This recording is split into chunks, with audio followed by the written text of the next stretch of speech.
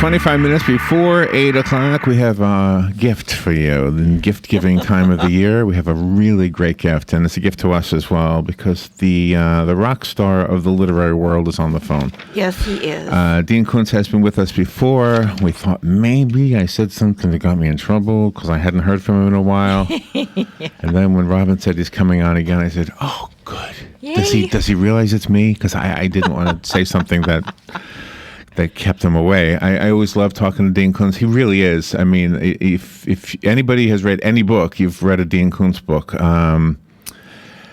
got a new book. It's not just a new book though. It's a new character, a new feeling. It's a new everything. And it's called Ashley Bell. And Ashley Bell is actually the protagonist. Would you say the primary character in the book? And Dean Koontz is on the phone out there somewhere. Good morning, Dean. How are you? I'm well, and I'm very forgiving. What you said the last time, I just bit behind me. Where are you? Where do you live? Newport Beach, California. Oh, okay. Well, gosh, you got up early. 7:06. Was it 4:30 then in your time? Are you normally an early riser? I actually do get up around 5 o'clock most mornings, but this morning was just a bit earlier than that. Really? Fortunately, my dog is smarter than me. She does not get up at this hour. Oh, you have another dog. Because last time we spoke to you, the dog was the part of the interview that we felt bad about. You had the dog, and you no longer had that dog, right? Yeah, she passed away, and but we've got another golden retriever, Anna, and Goldens are just all wonderful. Each has a different personality like human beings, but each wonderful in its own way. Are you writing today, or is radio taking up your writing time? The radio will take up 5 or 6 hours, but then I'll sit down for probably 5 or 6 hours. And if I'm not writing in a day, it feels like a wasted day. So I always try to get at least some of it in. You've always been very humble whenever we've complimented you, and that just goes with the most great people are humble when we try to compliment them. And so I want to tell you this, that I know you'll respond in a humble way, but this is really a great gift that you're giving us simply by allowing us to talk to you for 25 minutes. Yes. Which is awesome. Usually guys of your fame say, give those two a couple of minutes. Where are they? In Ocala, Florida? Just a couple of minutes, all right? But anyway, thank you for being on the air with us this morning. How long ago did you come up with the idea? Okay, I'm sorry. Oh, no, it's okay. I was just going to say, ask my wife whether it's an honor. She gets a lot more than 25 minutes a day, and it's not an honor, believe me. See, and this is another thing about you. By the way, there's a delay, and I want you to know that, because that makes it seem like I'm talking over you, and I am, but I don't intend to. I just can't hear you until it gets to me. For some reason, there's a delay. I don't know if you're actually on Mars or something, but... You mentioned your wife. You're a role model when it comes to marriage. You've stuck together for how long?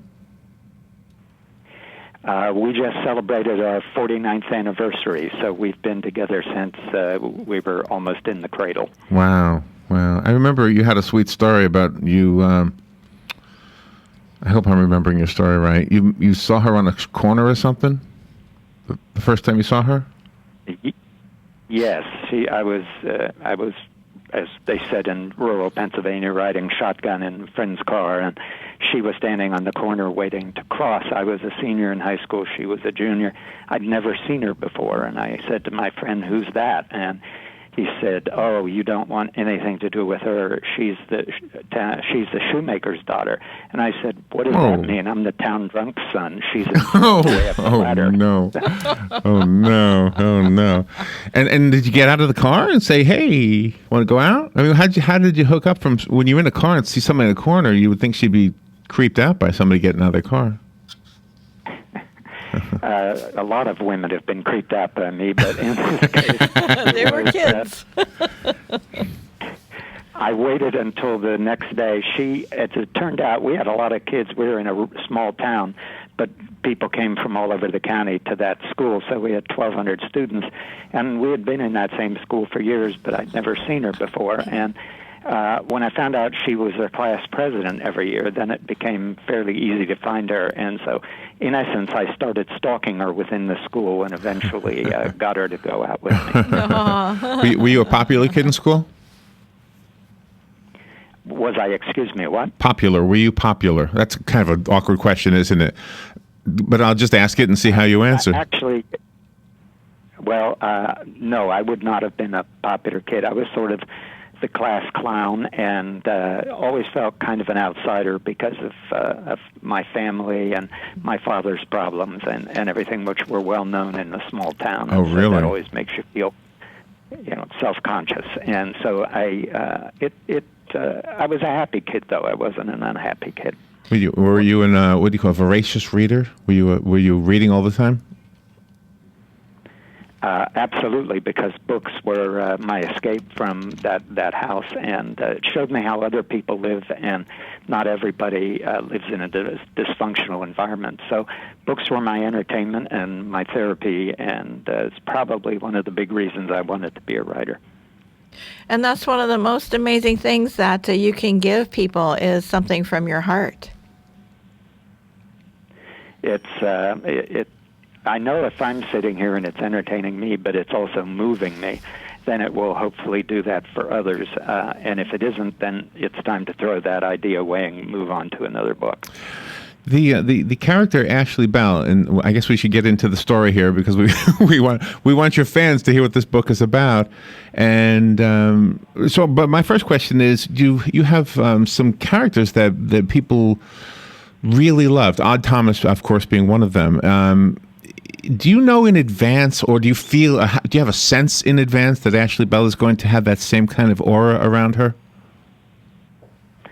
I kind of do. As I was writing it, I sort of fell in love with this character, and when my publisher read it, the first thing she said to me, I love this character at the end of chapter 1, and that is the thing that you can't just simply sit down with a list of rules and make up a character that you're going to love or that you hope the reader will love. It kind of is a magical thing that happens or doesn't, and I'm always grateful when it does happen.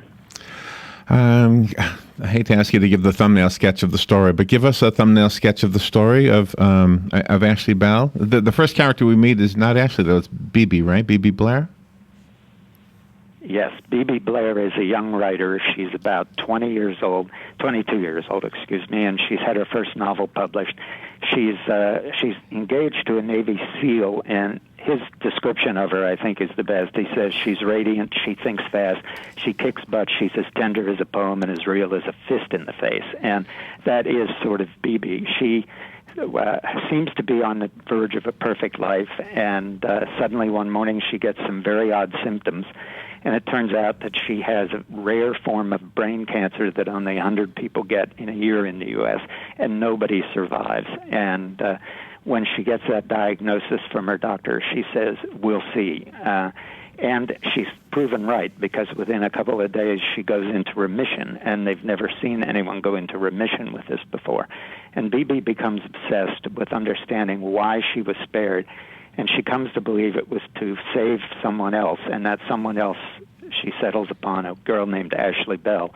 But she doesn't know where Ashley is, who she is, or why her life is in danger.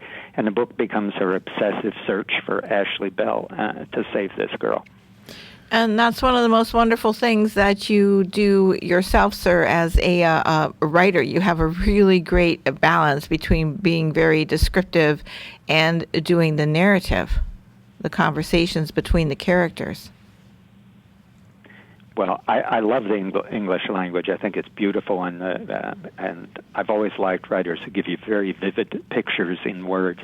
But at the same time, the story has to move, and it should move kind of like a roller coaster.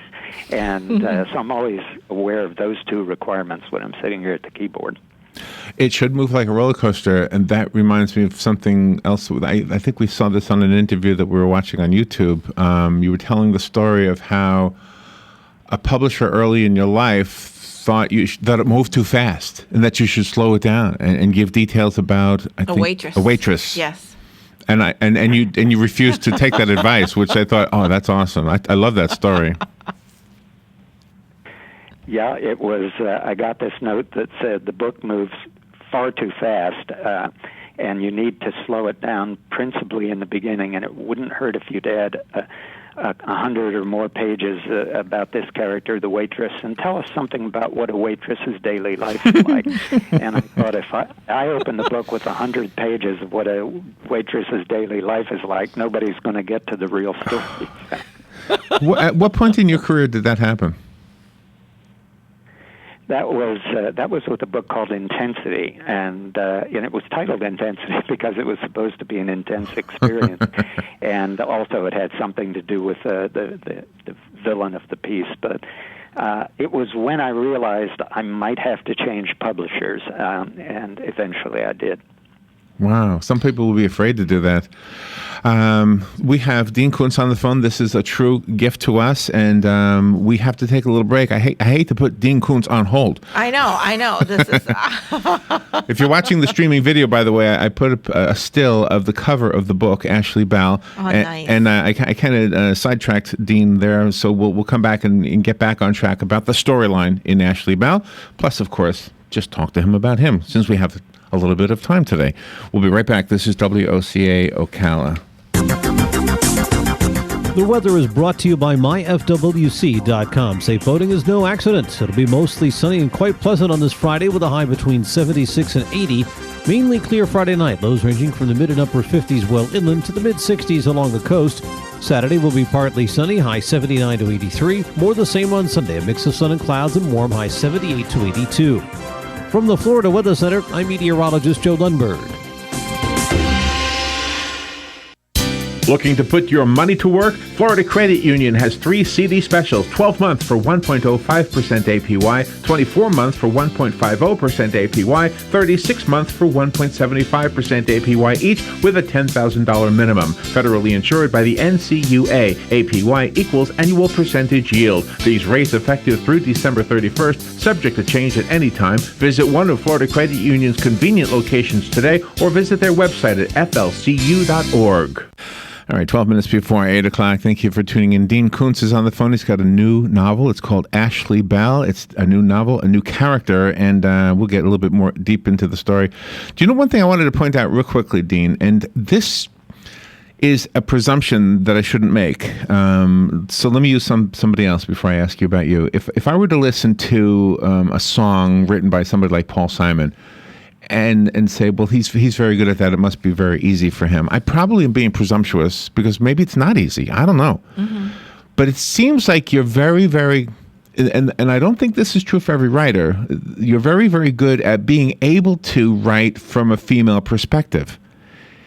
And I guess as a guy, I don't even know that I'm right about that, but it seems like other guys write women weird. Like that's not the women I know. Yeah, right. do you know what I mean? But you've been able to do that in the past, and now you've got a whole book. I mean, this whole story is female driven. So the presumption, am I right? Is it easy for you to write from a woman's perspective? It's an interesting question I rarely have been asked, but way back in the day when I started writing books in which a woman was the lead character, I got negative feedback from people in the industry, because at that time, if you were writing from a woman's perspective, you were almost always a woman. I mean, the writers like Helen McGinnis or books like Rebecca were always written by women, and I didn't want to be. I just didn't want to be a guy who wrote novels in which the guy characters were always the leads and they were the only ones well developed. I think it was because I had a very strong mother who was. She was physically frail, but she was emotionally and intellectually very strong in a very bad life. And then I met and married my wife, and she is probably stronger yet. So when you're around women who don't fit the shrinking violet profile that we used to see so often, it becomes very interesting to write from that perspective. And I had, it might strike you strange, but until I became well known in the early years, I would get letters from people wanting to know what my real name was because they assumed I was a woman. And Oh, wow. so I guess I do it well, but I enjoy it.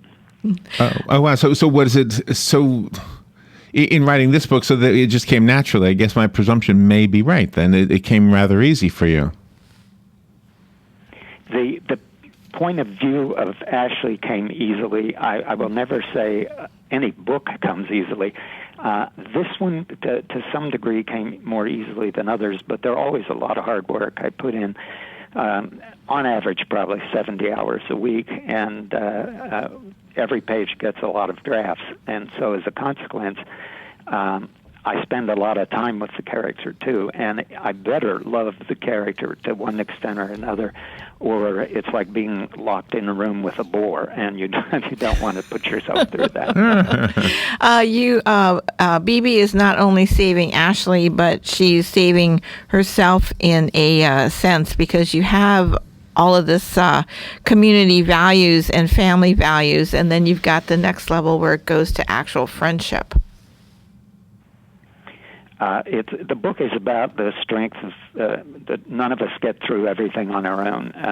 It's a story about BB believes in free will, that we make our own lives, and by God, no matter what happens to us, you got to stand up to it. Her parents, who I love as characters, they think differently. Their idea is fate and destiny sort of decide what will happen to you.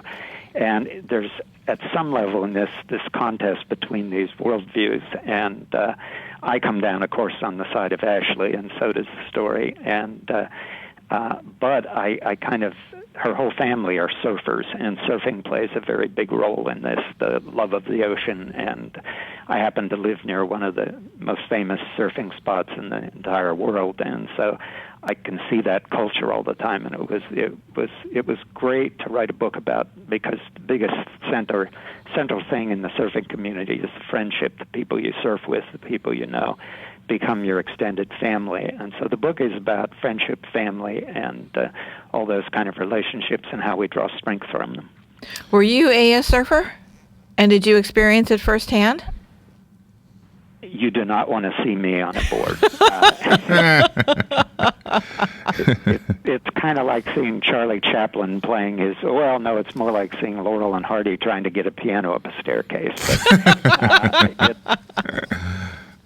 I do love I love the ocean, and I love the whole surfing community. So it's not that it's something I do well, and for a long time didn't do it all, but I've written about it, and so now and then you just have to do what you can't learn it all from books. Johnny Carson once asked Frank Sinatra. By the way, Frank Sinatra's 100th birthday tomorrow. Oh, gosh. He's not live, but it's... Yeah. But anyway, Johnny Carson once asked Frank Sinatra, who do you listen to? Because in Johnny's mind, Frank was the top of the heap, so who does somebody at that level listen to? And again, this is a kind of a weird question, because it puts you in a weird position to ask it, but who do you read? Well, the two writers who had the most influence on me probably were Charles Dickens, for obvious reasons, and a suspense novelist named John D. MacDonald, who wrote a great many books in his life and who was spectacular at the creation of character. And I've read all of John D.'s books at least 2 or 3 times each, and Dickens probably the same. And I go back to them all the time, and neither one of them pales when on multiple readings. So those, and also the short stories of Flannery O'Connor have had a very strong impact on me. The scariest story ever written, I think, is A Good Man is Hard to Find. And she wrote it at considerable depth. So anytime I'm kind of struggling, I go back to those 3 writers and reread them. Do you know what I think when I speak to somebody who is as accomplished at writing as you, is that you're also very accomplished at reading, and there's probably a lot more people who do that than write, especially write well. But I think there are 3 groups of people who buy books. There's the people who only buy it if it's number 1 on the New York Times bestselling list. Mm-hmm. So they wait for other people to say it's okay. Right. Then there are people who only buy it if it's on the top 10. Mm-hmm. And then there's everybody else, the people who discover not only books but authors on their own. and I think anybody who's really into anything finds authors on their own, maybe athletes on their own if you're into sports. I'm a music person, so I would find recording artists and songwriters that I never heard about. I would just, when I was a kid, I'd go through through the Record store. the record store and just listen, because they would have, back in those days in New York, you could listen. I guess you could still do that, but. So do you find authors today, like young authors, that you say, oh my gosh, this guy's great? Yeah, it's like you kind of, I buy a lot of books, and there's a lot of them I only get 10 or 20 pages into and say, well, not that one. But yes. Now and then I find somebody, like there's a young writer named Michael Korita, Koryta, who I think is really coming along and is interesting now, will be very interesting in 10 years.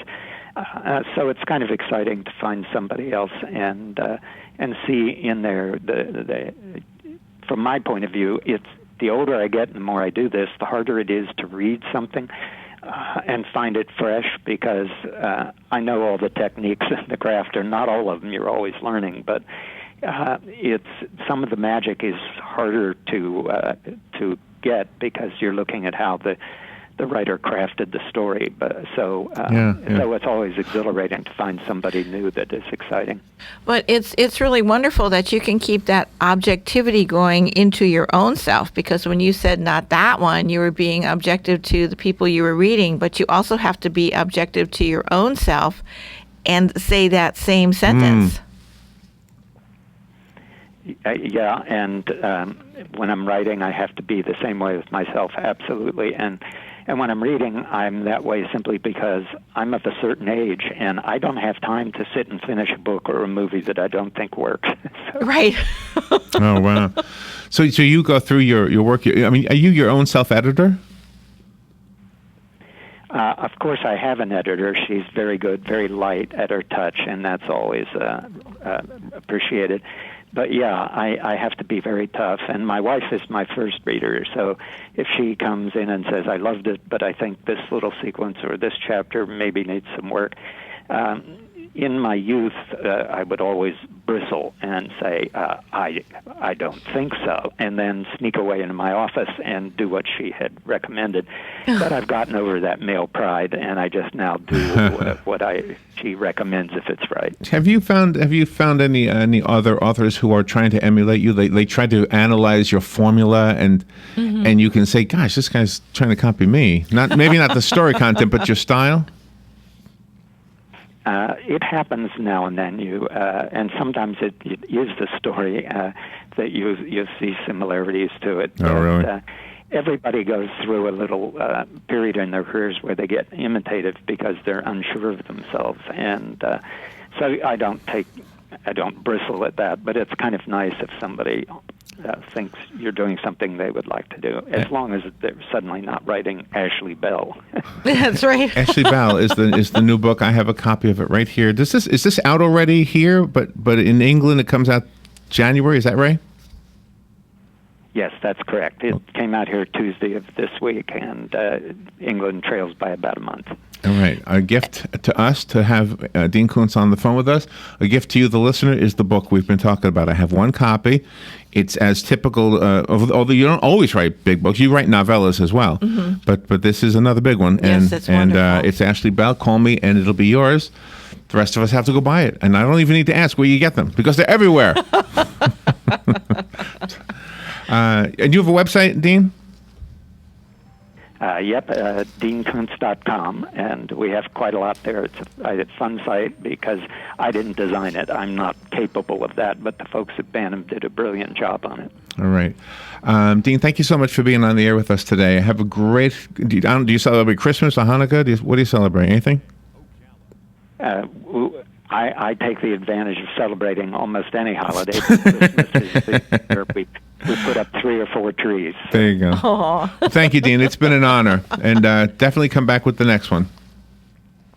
I absolutely will. It's a pleasure being there. Thank you. All right, we will be right back. This is WOCA Ocala. funding the Senate passed it Thursday. Democratic leader Nancy Pelosi is pushing for gun violence provisions to counter Republican demands to ease EPA rules. Fox Radio's Jared Alpern. 4 people killed in California when a medical helicopter crashed on its way to a Bakersfield hospital. Besides the pilot, a nurse, paramedic, and patient were on board. American Ambulance President Todd Valeri. This tragedy affected our nearly 600 employees and are absolutely devastated. There was heavy rain and fog in the area. Officials in Utah awaiting identification of a body thought to be the brother-in-law of NFL quarterback Jay Cutler. It was discovered in a rocky area 2 weeks after Michael Calavery's car was found. Fox News, we report, you decide. I'm in almost every school bus and classroom. I go to school with your children. We say the Pledge of Allegiance together. You see me around the neighborhood and you tell me that I'm a pretty good kid. Well, I'm one out of every 5 children in America, and I'm struggling with hunger. This problem is closer than you think. My teacher tells me we can grow up to be whatever we want. I want to grow up to be someone who doesn't go to bed hungry. There's enough food in this country to feed everybody. Please visit feedingamerica.org today and find your local food bank for ways to help. Every dollar you donate helps provide 8 meals for kids like me, quietly struggling with hunger. Together, we are Feeding America, brought to you by Feeding America and the Ad Council.